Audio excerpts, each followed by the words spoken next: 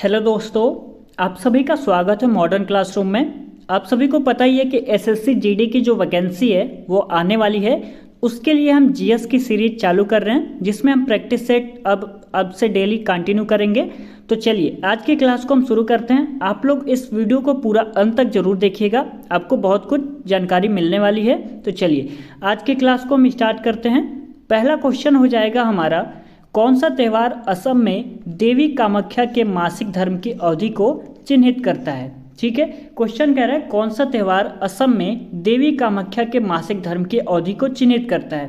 पहला ऑप्शन हो जाएगा अंबुबाची मेला, दूसरा हो जाएगा मोत्सु मेला, तीसरा हो जाएगा बांग्ला और चापचर कूट। ठीक है, तो इस प्रश्न का आपका सही आंसर हो जाएगा अंबुबाची मेला। ठीक है, पहला ऑप्शन सही है। जो अंबुबाची मेला है यह असम में देवी कामाख्या के मासिक धर्म की अवधि को चिन्हित करता है। आपको इतना बात समझ में आ गया। अंबुबाची जो मेला है वह असम में देवी कामाख्या के मासिक धर्म की अवधि को चिन्हित करता है। ठीक है, चलिए आगे देखते हैं। यह जो मोत्सु मेला है यह कहाँ का उत्सव है, तो यह नागालैंड का उत्सव है। ठीक है, आप मेरे साथ साथ नोट्स बना लीजिए, या तो आप इस वीडियो को ध्यान से पूरा अंत तक देखिए, आपको बहुत कुछ जानकारी मिलने वाली है। मोत्सु मेला यह नागालैंड का उत्सव हो जाएगा। ठीक है, यह जो बांग्ला है यह हो जाएगा मेघालय का। कहाँ का हो जाएगा? मेघालय का हो जाएगा। चापचर कूट यह आपका हो जाएगा मिजोरम का। कहाँ का? मिजोरम का उत्सव हो जाएगा। आपको इतनी बातें समझ में आ गई। ठीक है, कौन सा त्यौहार असम में देवी कामाख्या के मासिक धर्म की अवधि को चिन्हित करता है, तो अंबुबाची मेला यह असम में देवी कामाख्या के मासिक धर्म की अवधि को चिन्हित करता है। ये बात आपको समझ में आ गई। जो मोत्सु मेला है यह नागालैंड में मनाया जाता है, बांग्ला मेघालय में और चापचर कूट मिजोरम में मनाया जाता है। ठीक है, चलिए आगे हम बात कर लेते हैं असम की हम बात करते हैं। ठीक है, असम में एक त्यौहार मनाया जाता है जिसका नाम है बिहू। ठीक है, असम में एक त्यौहार मनाया जाता है जिसका नाम है बिहू।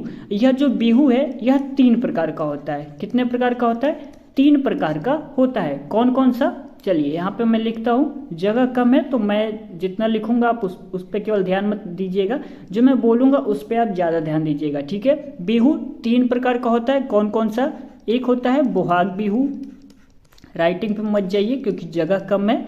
ठीक है, और उतना अच्छा राइटिंग भी नहीं है, तो बोहाग बिहू। दूसरा हो जाएगा कंगाली बिहू। ठीक है, कंगाली बिहू। और तीसरा हो जाएगा हमारा भोगाली बिहू। बिहू मैं नहीं लिख रहा हूँ, जगह नहीं है, आप लिख लीजिएगा। ठीक है, बिहू 3 प्रकार का होता है, बोहाग बिहू, कंगाली बिहू और भोगाली बिहू। ये जो बोहाग बिहू है इसे हम रंगोली बिहू भी बोलते हैं। कौन सा बिहू बोलते हैं? रंगोली बिहू भी बोलते हैं। तो मैं यहाँ पे लिख दे रहा हूँ, रंगोली बिहू भी बोलते हैं, केवल रंगोली में लिख दे रहा हूँ। यह जो कंगाली बिहू है इसे हम काती बिहू के भी नाम से जानते हैं, काती बिहू के नाम से। और भोगाली बिहू को हम माघ बिहू के नाम से जानते हैं। ठीक है, इतनी बात आपको समझ में आ गई। असम में एक त्यौहार मनाया जाता है जिसका नाम है बिहू। बिहू 3 प्रकार का होता है। कौन कौन सा? एक बोहाग बिहू, एक कंगाली बिहू और तीसरा भोगाली बिहू। बोहाग को हम रंगोली बिहू भी बोलते हैं, कंगाली को काती बिहू बोलते हैं और भोगाली को माघ बिहू भी बोलते हैं। अब ये मनाया कब कब जाता है ये देख लेते हैं। ठीक है, तो जो रंगोली बिहू है जिसको हम बोहाग बिहू भी बोलते हैं वह अप्रैल में मनाया जाता है। कब मनाया जाता है? अप्रैल में। ठीक है, काती बिहू जिसे हम कंगाली बिहू बोलते हैं यह मनाया जाता है अक्टूबर में। ठीक है, और भोगाली बिहू जिसे हम माघ बिहू बोलते हैं ये मनाया जाता है 14 जनवरी को। कब मनाया जाता है? 14 जनवरी को मनाया जाता है। आपको यहाँ तक बात समझ में आ गई। इस प्रश्न से मैंने क्या क्या बताया एक बार फिर से मैं आपको रिवीजन करा दे रहा हूँ। ठीक है, कलर में चेंज कर ले रहा हूँ। मैंने बताया असम में देवी कामाख्या के मासिक धर्म की अवधि को चिन्हित करता है। कौन करता है? अंबुबाची मेला। ठीक है, मोत्सु मेला ये कहाँ मनाया जाता है? नागालैंड में। बांग्ला महोत्सव ये मेघालय में और चापचर कूट ये मिजोरम में मनाया जाता है। इतनी बात मैंने आपको बताया। असम में एक त्यौहार मनाया जाता है जिसका नाम है बिहू। अब बिहू 3 प्रकार का होता है। कितने प्रकार का? 3 प्रकार का। पहला बोहाग बिहू, दूसरा कंगाली बिहू, तीसरा भोगाली बिहू। बोहाग को हम रंगोली बिहू बोलते हैं, कंगाली को काती बिहू और भोगाली को माघ बिहू के नाम से जानते हैं।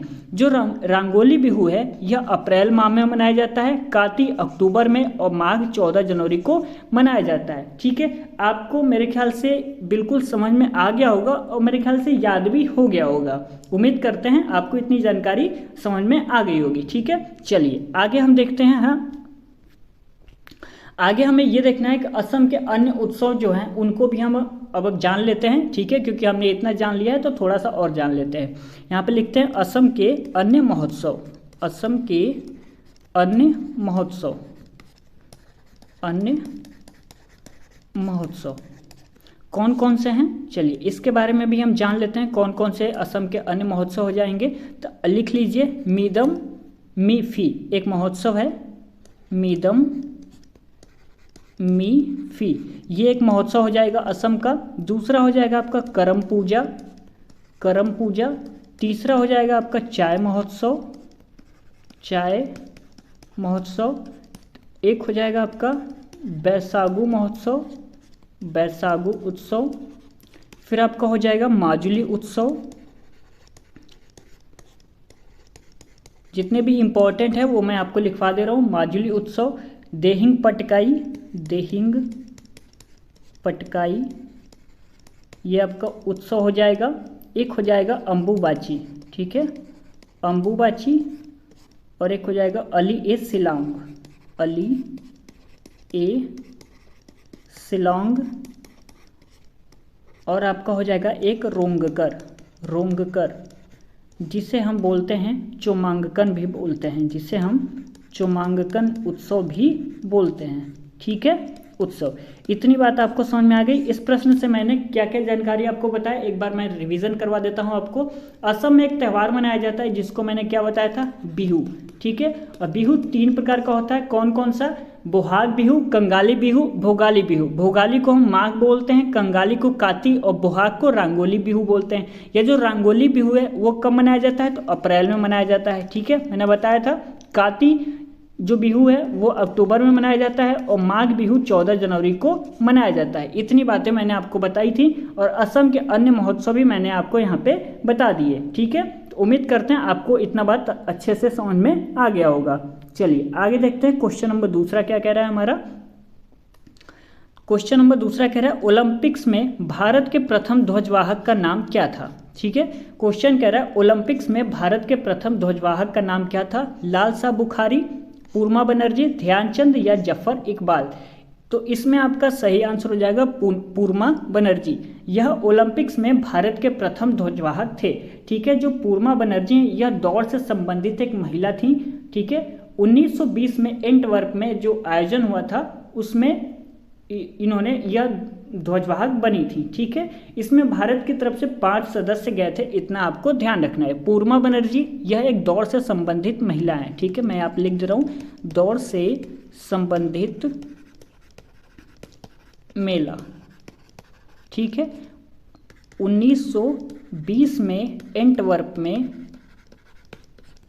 में आयोजन हुआ था, उसमें यह भारत के प्रथम ध्वजवाहक थे और इसमें भारत की तरफ से 5 सदस्य गए थे। इसमें भारत की तरफ से कितने सदस्य गए थे, 5 सदस्य गए थे। ठीक है, इतना आपको बात ध्यान रखना है। चलिए इसके बारे में थोड़ा सा और मैं आपको जानकारी दे देता हूँ। ठीक है, ओलंपिक्स खेल की शुरुआत कब की हुई थी या आपको जानना है। ओलंपिक्स खेल की शुरुआत कब हुई थी। जो आधुनिक ओलंपिक खेल की शुरुआत है, इसकी जो शुरुआत है ना वो 1896 में एथेंस में हुई थी। लेकिन जो प्राचीन ओलंपिक है उसकी शुरुआत हुई थी 776 ईसा पूर्व रोम में हुई थी। कहाँ पर हुई थी, 776 ईसा पूर्व रोम में हुई थी। तो पहले हम लिख लेते हैं आधुनिक ओलंपिक खेल की शुरुआत। आधुनिक ओलंपिक स्टार्ट कब हुई थी, तो ये हुआ था 1896 में। यदि बात करें प्राचीन की तो यह हुई थी 776 ईसा पूर्व रोम में हुआ था। ठीक है, कहाँ पर हुआ था, रोम में। और ये कहाँ पर हुआ था आधुनिक वाला, तो ये हो जाएगा आपका एथेंस में। कहाँ पर, एथेंस में इसका आयोजन हुआ था। ठीक है, इतना आपको समझ में आ गया। भारत के प्रथम ध्वजवाहक का नाम क्या था, पूर्मा बनर्जी। ठीक है, ओलंपिक्स की शुरुआत कब हुई थी? जो आधुनिक ओलंपिक है इसकी शुरुआत हुई थी 1896 एथेंस में, और प्राचीन ओलंपिक की शुरुआत 776 ईसा पूर्व रोम में हुई थी। ठीक है, आगे अब हमें ये जानना है कि भारतीय ओलंपिक संघ का गठन कब हुआ था, इसके पहले अध्यक्ष कौन थे, क्या इसकी कोई महिला अध्यक्ष भी बनी है या नहीं है, इसके बारे में भी हमें देखना है। तो चलिए अब लिख लेते हैं, भारतीय ओलंपिक संघ का गठन कब हुआ है। आप मेरे साथ साथ लिखिए, भारतीय ओलंपिक संघ का गठन कब हुआ है? तो 1927 में हुआ है। बात करें इसके पहले अध्यक्ष कौन हो जाएंगे? पहले अध्यक्ष, तो इसके पहले अध्यक्ष हो जाएंगे सर दोराबजी टाटा, इसके पहले अध्यक्ष हो जाएंगे। बात करें इसकी पहली महिला अध्यक्ष कौन है? तो पीटी उषा हो जाएंगी इसकी पहली महिला अध्यक्ष। ठीक है, यहाँ पे लिख दे रहा हूँ, पहली महिला अध्यक्ष कौन है? पहली महिला अध्यक्ष कौन है? तो पीटी उषा। ठीक है, आपको इतनी जानकारी मिल गई।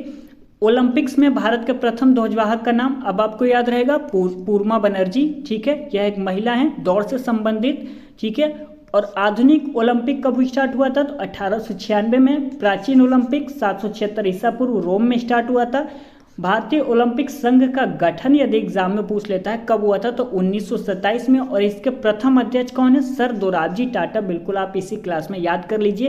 पहली महिला अध्यक्ष भारतीय ओलंपिक संघ का गठन जब हुआ था 1927 में दी थी, 27 में, तो इसकी पहली महिला अध्यक्ष कौन बनी थी? तो पीटी उषा बनी थी इसकी पहली महिला अध्यक्ष। ठीक है, चलिए आगे देखते हैं। अब मैंने आपको अभी बताया आधुनिक ओलंपिक खेल की शुरुआत 1896 में एथेंस में हुई थी। प्राचीन ओलंपिक 776 ईसा पूर्व रोम में। भारतीय ओलंपिक संघ का गठन 1927 में, और प्रथम अध्यक्ष सर दोराबजी टाटा, पहली महिला अध्यक्ष पीटी उषा। पहले अध्यक्ष कौन थे? सर दोराबजी टाटा। पहली महिला अध्यक्ष कौन थी? तो पीटी उषा। ठीक है, याद हो गया आपको। पहले अध्यक्ष सर दोराबजी टाटा भारतीय ओलंपिक संघ के, और भारतीय ओलंपिक संघ के पहली महिला अध्यक्ष कौन थी? तो पीटी उषा थी। उम्मीद करते हैं अब आपको याद हो गया होगा। चलिए आगे देख लेते हैं, थोड़ा सा और जानकारी है उसको और देख लेते हैं। अब हमें यह जानना है कि भारत का पहला ओलंपिक पदक किसने जीता था। ठीक है, और भारत ने अपना पहला ओलंपिक गोल्ड कब जीता था। तो चलिए लिख लेते हैं यहाँ पर, भारत का पहला ओलंपिक पदक किसने जीता था? तो केडी जाधव ने जीता था। किसने जीता था? केडी जाधव ने जीता था। किस में जीता था? तो कुश्ती में जीता था। और कौन सा पदक जीता था? तो कांस्य पदक जीता था। कब जीता था? 1952 हेलेंस्की में जीता था। और आपको पता होना चाहिए जो हेलेंस्की है वह फिनलैंड की राजधानी है। ठीक है, मैंने आपको बताया भारत का पहला ओलंपिक पदक किसने जीता? केडी जाधव ने जीता था। कौन सा पदक था? तो यह कांस्य पदक था। लिख लीजिए, कांस्य पदक था। ठीक है, और जो केडी जाधव हैं यह कुश्ती में इन्होंने जीता था। कुश्ती में इन्होंने जीता था 1952 हेलेंस्की में। ठीक है, और यह फिनलैंड की राजधानी है। फिनलैंड की राजधानी। इतनी बात आपको समझ में आ गई।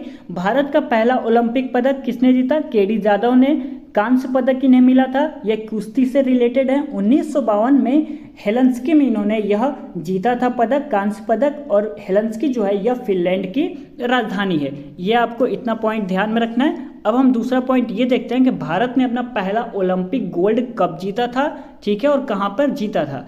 तो लिखते हैं यहाँ पे, भारत ने अपना पहला ओलंपिक गोल्ड ठीक है कब जीता था? तो 1928 में हॉकी में जीता था।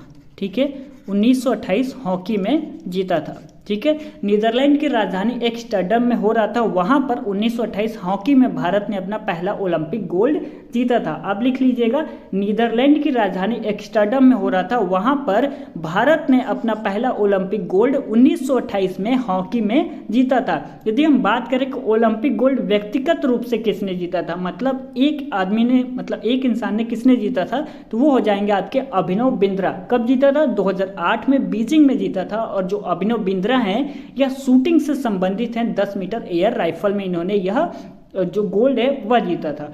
इनकी एक पुस्तक भी है जिसका नाम है ए शॉट एट हिस्ट्री। ठीक है, आपको केवल इतना बात अभिनव बिंद्रा से याद रखना है। मैं यहाँ पे पॉइंट में लिखवा दे रहा हूँ। ओलंपिक गोल्ड व्यक्तिगत किसने जीता था? ओलंपिक गोल्ड व्यक्तिगत। आपको राइटिंग नहीं समझ में आ रही है तो केवल मेरी बातों पे ध्यान दीजिए, मैं क्या बोल रहा हूँ उसको आप नोट डाउन कर लीजिएगा। ठीक है, ओलंपिक गोल्ड व्यक्तिगत किसने जीता था? तो अभिनव बिंद्रा ने जीता था। किसने जीता था? अभिनव बिंद्रा ने जीता था। कब जीता था? 2008 में जीता था। कहाँ पर? बीजिंग में। कहाँ पर? बीजिंग में इन्होंने जीता था। यह शूटिंग से संबंधित हैं, शूटिंग से संबंधित हैं। 10 मीटर एयर राइफल में इन्होंने जीता था, 10 मीटर एयर राइफल में। इनकी एक प्रसिद्ध पुस्तक है जिसका नाम है ए शॉट एट हिस्ट्री। मैं यहाँ पे लिख दे रहा हूँ, ए शॉट एट हिस्ट्री। आपको केवल इतनी बातें ध्यान रखनी है। ठीक है, यहाँ तक आपको समझ में आ गया। ओलंपिक्स खेल की शुरुआत मैंने बताई आधुनिक 1896 एथेंस में, प्राचीन ओलंपिक 776 ईसा पूर्व रोम में, भारतीय ओलंपिक संघ का गठन 1927 में। पहले अध्यक्ष कौन थे? सर दोराबजी टाटा। पहली महिला अध्यक्ष पीटी उषा। भारत का पहला ओलंपिक पदक किसने जीता था? तो केडी जाधव ने जीता था।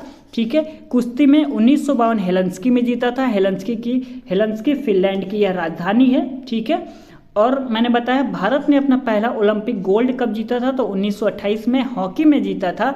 और ओलंपिक गोल्ड व्यक्तिगत रूप से किसने जीता? तो अभिनव बिंद्रा ने 2008 में बीजिंग में जीता था, शूटिंग से संबंधित हैं, और 10 मीटर एयर राइफल में जीता था। इनकी एक पुस्तक है जिसका नाम है ए शॉट एट हिस्ट्री। उम्मीद करते हैं आपको इतनी बातें बिल्कुल अच्छी तरीके से समझ में आ गई होंगी। यदि आ रहा है तो प्लीज़ इस वीडियो को एक लाइक कर दीजिए, काफ़ी मेहनत लगता है वीडियो बनाने में, तो हमारी इस मेहनत को थोड़ा आगे भी पहुँचा दीजिए, वीडियो को शेयर भी कर दीजिए। ठीक है, चलिए आगे देखते हैं। क्वेश्चन नंबर 3 हमारा क्या कह रहा है?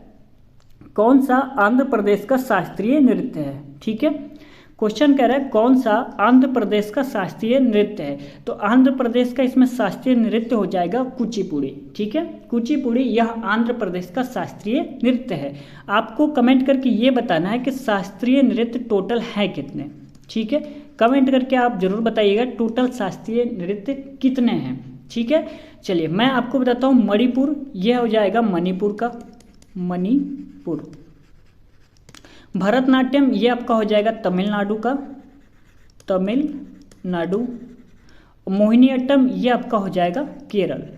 ठीक है, कथकली और मोहिनीअट्टम ये दो केरल के शास्त्रीय नृत्य हैं। आप ध्यान रखिएगा, केरल के दो शास्त्रीय नृत्य हैं। कौन कौन से? एक हो जाएगा मोहिनीअट्टम, एक हो जाएगा कथकली, एक हो जाएगा कथकली। ठीक है, आपको इतना ध्यान में रहेगा। चलिए आगे मैं आपको ये बता देता हूँ, ये कितने हो गए? 1 2 3 4 हो गए। टोटल शास्त्रीय नृत्य मैं आपको चलिए बता देता हूँ कितने होते हैं। टोटल 8 होते हैं। 4 हो गए, 4 और मैं बता दे रहा हूँ। 5वां नंबर हो जाएगा आपका ओडिसी, ओडिसी। 6ठा नंबर हो जाएगा आपका कथकली, जो मैंने बता ही दिया कहाँ का है। 7वां हो जाएगा कथक आपका, और 8वां आपका हो जाएगा सत्रिया। अब ये कहाँ कहाँ के हैं ये देख लेते हैं। ओडिसी हो जाएगा उड़ीसा का, याद करना काफ़ी ज़्यादा इजी है। कथकली ये आपका हो जाएगा केरल का, कथक ये आपका हो जाएगा यूपी का, और सत्रिया आपका हो जाएगा असम का। तो टोटल शास्त्रीय नृत्य कितने हैं? टोटल शास्त्रीय नृत्य हैं आपके 8, और 8 के 8 मैंने यहाँ पे आपको बता दिया। आंध्र प्रदेश का कुचिपुड़ी हो जाएगा, मणिपुरी तो मणिपुर का हो जाएगा, भरतनाट्यम तमिलनाडु का, मोहिनीअट्टम केरल का, ओडिसी उड़ीसा का, कथकली केरल, और कथक यूपी, और सत्रिया असम का। ठीक है, देखिए मणिपुर का तो आपको याद हो जाएगा मणिपुर, ओडिसी का भी याद हो जाएगा उड़ीसा, ठीक है। आंध्र प्रदेश का याद करना पड़ेगा कुचिपुड़ी, भरतनाट्यम तमिलनाडु, मोहिनीअट्टम और कथकली, ये जो दो हैं वो केरल के शास्त्रीय नृत्य हैं, याद रखिएगा। यदि प्रश्न पूछ लिया जाता है केरल के दो शास्त्रीय नृत्य बताइए तो मोहिनीअट्टम और कथकली ये दो शास्त्रीय नृत्य केरल के हो जाएंगे, ठीक है। यदि हम बात करें भरतनाट्यम, यह सबसे पुराना शास्त्रीय नृत्य है, लगभग 2000 वर्ष पुराना यह सबसे पुराना शास्त्रीय नृत्य हो जाएगा भरतनाट्यम, ठीक है। ये भी आपको ध्यान में रखना है। चलिए यदि हम बात करें एक पॉइंट और आप नोट कर लीजिएगा, सबसे नया शास्त्रीय नृत्य कौन सा हो जाएगा तो वो आपका हो जाएगा सत्रिया, ठीक है। जो यह सत्रिया है यह सबसे नया शास्त्रीय नृत्य हो जाएगा। 2000 में शास्त्रीय नृत्य इसे घोषित किया गया है, सन 2000 में इसे शास्त्रीय नृत्य घोषित किया गया है। और सबसे पुराना की बात करें तो सबसे पुराना हो जाएगा आपका भरतनाट्यम, 2000 वर्ष पुराना है। सबसे नया हो जाएगा सत्रिया आपका, ठीक है। उम्मीद करते हैं आपको पता लग गया होगा कि कौन कौन से शास्त्रीय नृत्य कहाँ कहाँ पर होते हैं, ठीक है। चलिए आगे देखते हैं। क्वेश्चन नंबर 4 क्या कह रहा है हमारा, अभी मैंने आपको बताया यहाँ पर ओडिसी, उड़ीसा, कथकली केरल और कथक उत्तर प्रदेश, सत्रिया असम का है, ठीक है। चलिए आगे देखते हैं। क्वेश्चन नंबर 14 क्या कह रहा है, क्रिकेट विश्व कप 1983 के फाइनल में निम्नलिखित में से किस खिलाड़ी ने सर्वाधिक रन बनाए थे? सुनील गावस्कर, कृष्णाचारी श्रीकांत, मोहिंदर अमरनाथ, कपिल देव। इस प्रश्न का आपका सही आंसर हो जाएगा option number B, Krishnamachari Shrikant. यह क्रिकेट विश्व कप 1983 के फाइनल में निम्नलिखित में से सर्वाधिक रन किसने बनाए थे? तो कृष्णाचारी श्रीकांत, इन्होंने 1983 के फाइनल में सर्वाधिक रन बनाए थे। कितने रन बनाए थे ये भी हम देख लेते हैं। तो 38 रन बनाए थे। कितने रन बनाए थे? 38 रन बनाए थे। कितने गेंदों पे? तो 57 गेंदों पे, ठीक है। 38 रन यह बनाए थे। यदि हम बात करें 1983 में मैन ऑफ द मैच किसे दिया गया था? तो मोहिंदर अमरनाथ को दिया गया था, ठीक है। मोहिंदर अमरनाथ लिख लीजिए, मोहिंदर अमरनाथ को 1983 में के final man of the match दिया गया था। मैन ऑफ द मैच दिया गया था, ठीक है। 12 रन देकर इन्होंने 3 विकेट हासिल किया था और टोटल रन कितने बनाए थे? तो 26 बनाए थे। यदि हम बात करें फर्स्ट क्रिकेट वर्ल्ड कप कब हुआ था? तो 1975 में हुआ था, ठीक है। जीता कितने था? किसने जीता था? तो वेस्ट इंडीज़ ने जीता था। हारा कौन था? तो हारा था आपका इंग्लैंड ने। कौन हारा था? इंग्लैंड ने, ठीक है। आपको इतनी बातें समझ में आ गई। क्रिकेट विश्व कप 1983 के फाइनल में निम्नलिखित में से किस खिलाड़ी ने सर्वाधिक रन बनाए थे? तो कृष्णाचारी श्रीकांत, इन्होंने 38 रन सर्वाधिक बनाए थे 57 गेंदों पे। मैन ऑफ द मैच किसे दिया गया था? तो मोहिंदर अमरनाथ को दिया गया था। 12 रन देकर इन्होंने 3 विकेट लिया था और 26 रन बनाए थे, ठीक है। फर्स्ट वर्ल्ड कप कब हुआ था? तो 1975 में हुआ था, ठीक है। वेस्ट इंडीज और इंग्लैंड के बीच में यह जो फाइनल खेला गया था, जिसमें जीता था वेस्ट इंडीज ने और हारा किसने था? इंग्लैंड ने हारा था, ठीक है। चलिए यदि हम बात करें दूसरा जो वर्ल्ड कप है वह कब हुआ था? तो 1979 में हुआ था। इसमें जीता किसने था? इसमें भी जीता था आपका वेस्ट इंडीज ने और हारा किसने था? ऑस्ट्रेलिया ने। कौन हारा था? तो वो आपका हो जाएगा ऑस्ट्रेलिया। यदि बात करें तीसरा वर्ल्ड कप कब हुआ था? तो 1983 में हुआ था और आप सभी को पता ही होगा कि 1983 में कौन सी टीम जीती थी? तो अपना प्यारा देश भारत ने 1983 का वर्ल्ड कप जीता था। किसको हराकर? वेस्ट इंडीज को हराकर जीता था, जो कि 2 बार ऑलरेडी जीत चुका था। 1975 में इंग्लैंड को हराकर और 1979 में ऑस्ट्रेलिया को हराकर यह फाइनल जीती थी, जो कि 1983 में भारत से यह हार जाती है, ठीक है। और कैप्टन कौन थे 1983 में? कपिल देव हो जाएंगे। सर्वाधिक रन किसने बनाया था फाइनल में? तो कृष्णाचारी श्रीकांत ने। मैन ऑफ द मैच किसे दिया गया था? तो मोहिंदर अमरनाथ को दिया गया था। आपको इतनी बातें समझ में आ गई, ठीक है। चलिए आगे देख लेते हैं।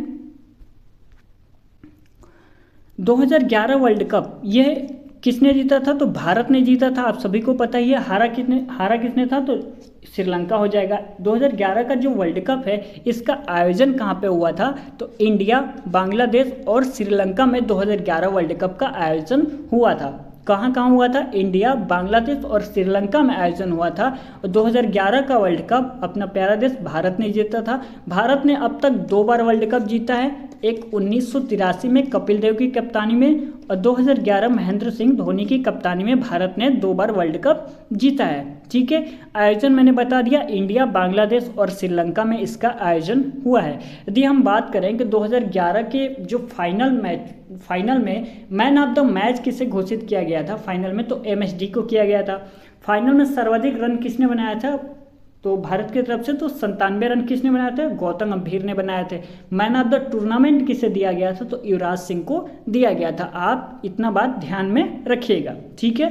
कहिए तो मैं लिख देता हूँ, एक्चुअल आप ध्यान रखिएगा, ठीक है। फाइनल में मैन ऑफ द मैच किसे दिया गया था, आप चाहे लिखना चाहें तो लिख सकते हैं, मैं बोल दे रहा हूँ। फाइनल में man of the match MSD को दिया गया था, महेंद्र सिंह धोनी को। फाइनल में सर्वाधिक रन भारत की तरफ से किसने बनाए थे, तो 97 रन गौतम गंभीर ने बनाए थे, ठीक है, गौतम गंभीर ने बनाए थे। मैन ऑफ द टूर्नामेंट किसे दिया गया था, मैन ऑफ द टूर्नामेंट किसे दिया गया था, तो युवराज सिंह को दिया गया था, ठीक है, युवराज सिंह को दिया गया था। आपको उम्मीद करते हैं इतनी बातें आपको समझ में आ गई होंगी। चलिए आगे देखते हैं, क्वेश्चन नंबर 5वां देख लेते हैं। ये सारी चीज़ें मैंने आपको बता ही दिया है कि 1983 में man of the match Mohinder Amarnath को दिया गया था। पहला वर्ल्ड कप 1975 में वेस्ट इंडीज जीता था, इंग्लैंड हारा था। दूसरा वर्ल्ड कप 1979 में वेस्ट इंडीज जीता था, ऑस्ट्रेलिया हारा था। तीसरा वर्ल्ड कप अपना प्यारा देश भारत जीता था और वेस्ट इंडीज हार गया था। मैंने आपको बता ही दिया है सारी कहानी। तो चलिए क्वेश्चन नंबर 5वां देख लेते हैं। एम चिन्नास्वामी स्टेडियम किस शहर में स्थित है, कोलकाता, मुंबई, बेंगलुरु, दिल्ली। कहाँ पर स्थित है, तो इस प्रश्न का सही आंसर हो जाएगा बेंगलुरु में एम चिन्नास्वामी क्रिकेट स्टेडियम स्थित है। कोलकाता में हो जाएगा आपका ईडन गार्डन कोलकाता में स्थित है। मुंबई में वानखेड़े स्टेडियम और ब्रेबॉर्न स्टेडियम स्थित है, ठीक है, ध्यान रखिएगा। मुंबई में वानखेड़े स्टेडियम और ब्रेबॉर्न स्टेडियम स्थित है। बेंगलुरु में आपको बता ही दिया एम चिन्नास्वामी। दिल्ली में अरुण जेटली स्टेडियम, अरुण जेटली स्टेडियम। इसका पुराना नाम हो जाएगा फिरोज शाह कोटला, ठीक है, फिरोज शाह